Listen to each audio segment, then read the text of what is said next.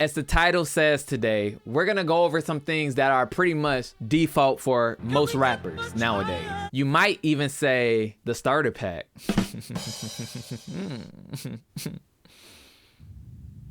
Cars, most of us need them.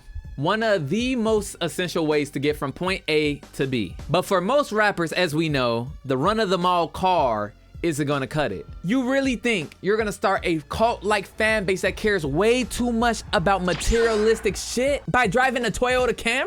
Nah, nigga. If you think that, you might as well go ahead and smack yourself. What most musical geniuses go for nowadays is Hellcat, as I like to call it, moth to the flame. Don't get me wrong, Hellcats are tough as hell. Looks cool, sounds amazing, and is fairly affordable for the amount of power you're getting. Dang, ain't gonna lie, kinda make me wanna cop one. I just put that together, dang. But not even for a moment we should be lying to ourselves. Let's be honest here, y'all. It's got to a point, Hellcats are saturated. They just are. Every rapper got one out there. Every YN stole one, and every child I personally know dreams of getting one. It gets to a point. But Hellcats isn't the only car that rappers flock to. We have a second option. Now this option is for rappers that want to spend a little bit more money. The Lamborghini Urus, aka Lamb Truck.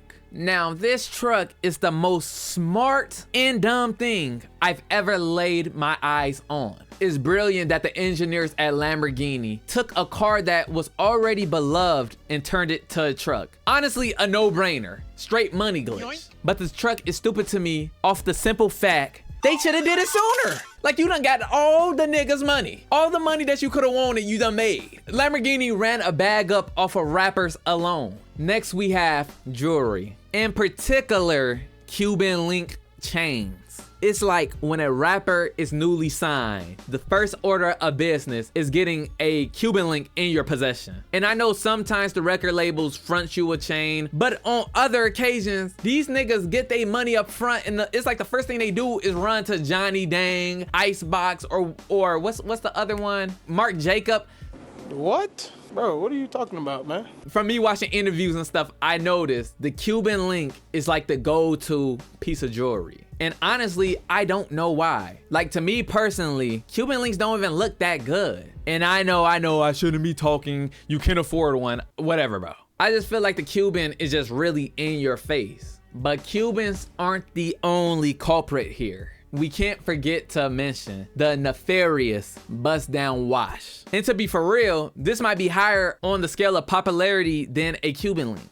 Whoever started the trend of buying a already expensive watch, getting holes drilled in it, depreciating the original value, then adding diamonds that you're 9 times out of 10 getting scammed on a price for. Whoever you are, you're a genius, bro, because you got all these rappers foaming at the mouth following the trend you set. You mastermind, you. In this day and age, getting a bust down watch for a rapper is pretty much level 1 requirement. You don't see too many of them without owning at least one. One of the most funniest parts to me is a handful of them that came out and said that they don't even use their watch to read time. They just have the thing to have the thing. And to a certain point, I'm not gonna lie, I can understand it because I own 2 watches and I rarely use them to look at the time, I'm gonna be honest. But I also don't own watches that cost $20,000. And from my knowledge, a $20,000 bust down watch is going the cheap route. So you real life got rappers with watches that cost damn near $500,000 that they don't even glance at for the time. What a waste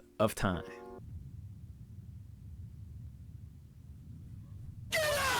Last but not least, rappers infinity for Instagram models. Game recognized game, I ain't gonna lie, I can respect it, but as I always do, to a extent. From the outside looking in, it seems like most rappers be humping on Instagram models. And on paper, it makes sense. In a way, y'all both are in the public eye. Usually the girl is fine as hell, the rapper in question has clout or hopefully financial security. So it's pretty much a 1 + 1 = 2 type of situation.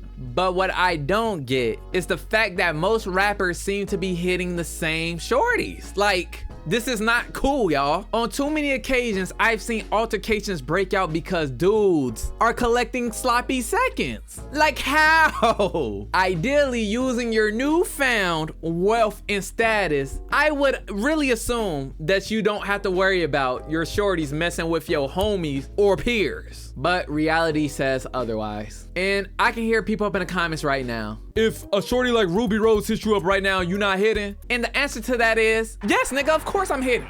Like, what? But if I'm a successful rapper, right, with status on my name and all that stuff that kind of sort of matter, it depends on who you ask. If I'm one of those guys, right, and the shorty in question, I'm gonna just use Ruby Rose, no disrespect to her, I'm just gonna use her name. Ruby Rose hits me up, and I already know that a good amount of my peers then already clapped that. I'm gonna be a little bit more hesitant. I really am strong on the hesitant. But I'm capping like a mother nigga. I'm still hitting Ruby now.